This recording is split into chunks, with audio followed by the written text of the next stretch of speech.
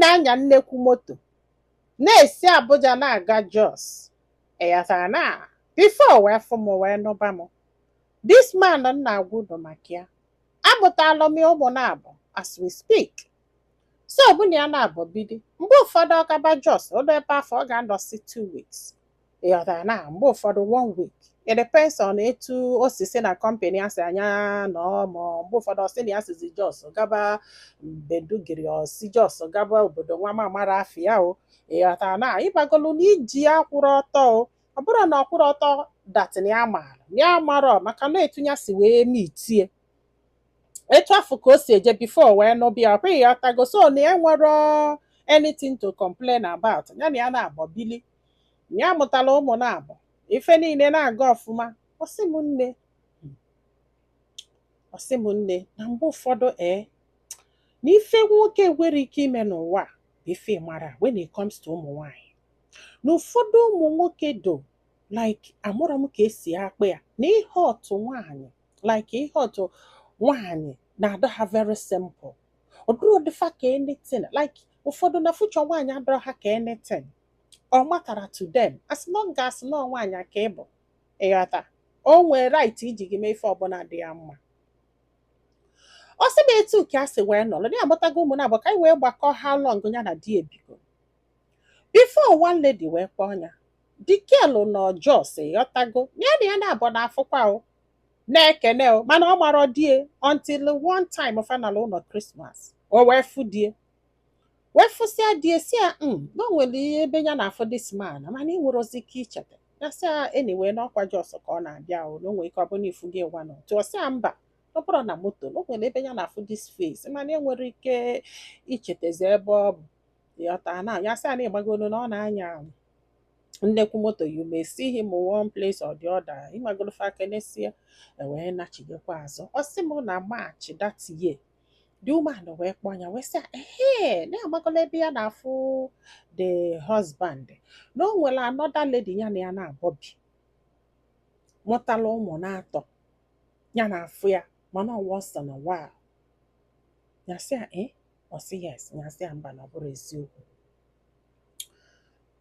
The lady wee sị okay gị don't worry n'ochigeta ọzọ na ya ga-eme vidio mee picture ka ịmalụ ma ọ dị gị ka a na-ekwu maka ya na ya dọrọ shọ gị biko gị gbaghara ya. After that month oluo next month o wee send ya picture die ụmụ na-atọ na one lady nwoke na-abụ n'ofu nwaanyị unu ama na ọ dị ebe ife anwa unu ama na ụmụaka anụnwa tọrọ marriage like the last one tọrọ marriage nye kirikiti ihe nke kirikiti semba ife a bụrụ eziokwu maka na di ya nọrọ n'ụlọ ya wee kpọọ dị esi akede ebe ọ nọ kịta ọ sị na ya nọ Jos ya chọrọ ije jụbụ ya detene na fon ya wee na-awa eje zụkọ papịa tikete gbabịa tikete ike kwụlụ ọtọ wụfa ike ọ bụrụ sọ pikchọ ma vidio ike kwụlụ ọtọ wụfa papịa bebe akwa ka ụmụazụ si kedu ife dị mkpa ibie ji ihe deceive like this kedu ife dị mkpa ibie ji ya just to deceive onye like this na o kwere papịa nghọta ewesị ka echelụ ka o jesie bata ha wee chelụ o wee jesie wee bata ya wee jụbịa ọ sị ya na ya mara ife ọ na-akọ ya wee sị ya o nwere ebe ọzọ ị na-anụ nwaanyị ọ sị ya mba o n'okwekwe o nwere nwa ịmụlụ n'ezi ọ sị ya ha kedu ife ya na-amụlụ nwa n'ezi ya mụgodo nwa n'ezi na ya ga-agwa gị ya na-ezuzu ezuzu ya bụ nwatakịrị ya sị ya na ife ya ji agwara ihe anya gwụ ya o ya gwụ ya nke bụ eziokwu sị ya na-ekwusighị ife akwụ ya wee sị oke na papa ya chọrọ ife ya ọ sị ya papa nke ya nwe ọ sị ya ka ị maka ihe ọ sị ya na ya agwago gị na papa ya na ọ chọrọ ịfụ gị na o nwere ife ọ chọrọ ịgwa gị ọ sị na ya ma nje o na ọ bụ na papa ya chọọ ife anya bịa bie ya ma nje fụ papa ya ya wee sị oke ya na papa ya wee kpasịa na ya chọzi ịgwa ya na papa ya ga-abịa bikọs na ya afụgo na ọ chọrọ ka papa ya fụ ya ọsị ụka otu na-esisie nnefe elisi obere oge kpamkpamkpam ma ọ bụrụ papa ya na elda na-abụ so wee bata na o nwerezi ebe ọ ga-eje so papa ya wee jụbịa wee sị ya ịkwụbugo nwa n'ezi ọ sị ọ ga nwoke na ya ghọtara ebe akụkọ ọnụnwa si na nwa ya nwaanyị ajụ gị ụdị ajụjụ ọnụnwa last 2 weeks ya na-awọnda kedu ebe akụkọ ọnụnwa si ọ sị ya na nwoke ibie ka ịbụ na ịma bịa deceive onye ọ sị ya mba na ya mara ebe akụkọ unu na-akọsi. Kwukwenu edi mụrụ nwa n'ezi okwere ekwu. Kwuonu nwaanyị ịmụrụ nwa n'ezi okwere ekwu. Ọ ghọtago dat na o nwere ihe ha fụrụ ịghọtara na o jerozisiba asị nọ ọ na-agbazi okwuru ahụ. Ọ ga-enwe ike wee mịa pikchọ wee mịa vidio wee sị ya kedu onye ma ụmụaka anụwa ọgba nkịtị, kedu onye ma ụmụaka anụwa ọgba nkịtị, gbakọta nkịtị sị ya na-enyi nwaanyị na ụmụaka afọ bụ nke ya n'ikwu eziokwu.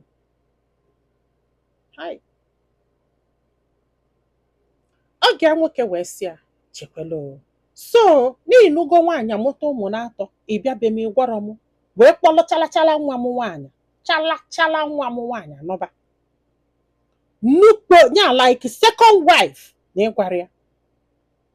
Ọ sị ya na ya nụọkwanụ that girl na emekwe na egie na ya nọrọ that girl na emere egie no just ịmago n'ije nwoke ịmago n'ije nwoke na-ebe ya na-anọba ma ọ bụ na ya lụọ jos ịmago nu one thing lead to one thing ya wee mụbazie anụ nwa na emere egie n'ọsọsọ kedu afịa onwe ife a na-akpọ ọkụkọ onye ụwa maka na the lady bụ onye ọka n'ọsọsọ ife ya mere. Biko nụ ọkụkọ onye ụwa ọ bụrụ ime ego nwaanyị maka na anọ m na ọkụkọ onye ụwa na ọka bụ ime ego nwaanyị mana ọ na-akọwa dat na ọ bụrụ ime ego abịa ịghọtago. So ọkwana ya the man wee sị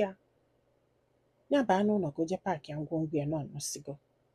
Ọ sị ọ ga nwoke na ọka elu okwe na ụdị ọsị akịtịkpa enwere ụmụnna otoro enwere nwanne nya nkịta lifuolu gị nsị nye olube nke na ọfụ right olube nke na ọfụ iche na nwa mmụọ ka idu iche na disrespect ya na gịnị ya na-abọ gafụ na court gị kwado onwe gị ọfụma ya ga-agwa gị na ọbe nwoke ka ị batara na ọbụrụ bụ idine ka ị batara na ya chịrị echichi chizu echizu na ịkpalili ya. Papịa wee je paakị ngwongwo ebe kụlụ ụmụaka na-agba wee na papịa wee wopie court wee sue nwunye for damages wee sue nwunye for deceiving them wee sue nwunye for so many things. Ọ na-ayọ ọyọlụgbogo ọyọlụgbode ọyọlụgbogo ọyọlụgbode yọkata biko zikete ndị mmadụ yọkata biko zikete ndị mmadụ mami asị ya ya gbakwalụ ma ọ ya consider na ọgbụgokwa ụmụ na-abụ in fact na ike gwụrụ ya mana gekwe n'ife ọsị anya mee kedu ife ọsị anya mee ọsị bụ nne n'ihe na-ewute ya bụ na ebe papịa dobelie mana onwe nwe ya amụta ọma mma nwaanyị ịmagolo ị na-ene anya mgbe nwoke ga-anụ ya ụdị hapi ọ ga-adọ ịmagolo ụdị ife anwa nwana idiot nwana efulefu nwana nya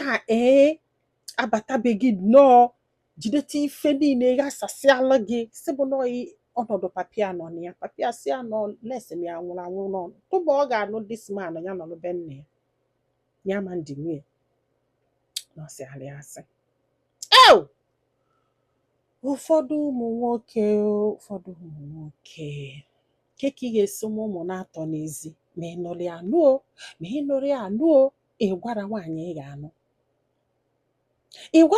ga-anụ ọdụghị n'oke ofu ụtụtụ ịpụta nnọọ chalachala okolobịa na-abụ na ofu agbọghọbịa bata sị na gị mụlụfa you expect your wife to take it just like that. Ọ sị gị otuo gị odogwu chọọ mmiri oyi wee sachapụ gị amụ wee tuo gị na ịbụ nwoke like kedu etu unu si eche na onye afọ ga-ete eke mgbe ọ ga-ama ihe nke agwụkwa anụ m ike onye ọbụla tikwe n'ibie na-akpọ ụkpụ ya onye ọbụla ibie na-akpọ ụkpụ ya ọ bụlụ gị ọ bụlụ nwa gị ọ bụlụ nwanne gị ọ bụlụ ikwu gị ọ bụlụ ibe gị ka ọkwa nọọ na-ebulu ozu onye ọzọ ọdụka ebu nkwonkwo unu na-eme mmadụ ife unu ama na-echalachala nwa nna ya tabala afụfụ tasịa wee zụbazụsịa ọkwụrụ agbọghọbịa kwupụta zụọ ya na skuul ozuo oke ibulu ụchụ na-ebuga gị jos ebunete gị wee chụchụọ diska menye single mother gbarapịa ajụọ gị kịta isi eme chọrọ ya achụ n'ime rie single mother which means she's supposed to take whatever you dish. ọ bụrụ mmadụ niile fụlụ n'ụzọ ka ị ga-enyere aka ọ bụrụ mmadụ niile fụlụ n'ụzọ ka ị ga-emere ebele ụfọdụ bụ ife fa metelu na-esofe awishi na a na-edi ya n'iru ife onye metara edenye mmadụ ya n'iru ya because ụfọdụ adọrọ mma imekọ ihe with. How can you do this? Si ya ma na ya mee mistake na ọ ka mma na ọ nọbara ya na ịbụ single mother which means na imedie purposely iji ụwa sef mama gị na-asị gị chigebe papa gị na-asị gị echighene ma still ụmụaka bụ na nke na ụmụaka nwaanyị na-abụ but still kedu ife ọdụ nụkọ ọnya mee kedu ife ọdụ nụkọ this girl mee mana ọ na-emeke sense ọnya chigebe ji ebulu as long as na the girl bụ Jos nyanwa bili ebe fabi ọka mma otu afọ mara m ife m ga-agwa gị nne m I don't know ebele papa ga-emegbuolu m ike gwụrụ ndị be anyị daalụ nọ ka ọ dị n'ụbọchị ọzọ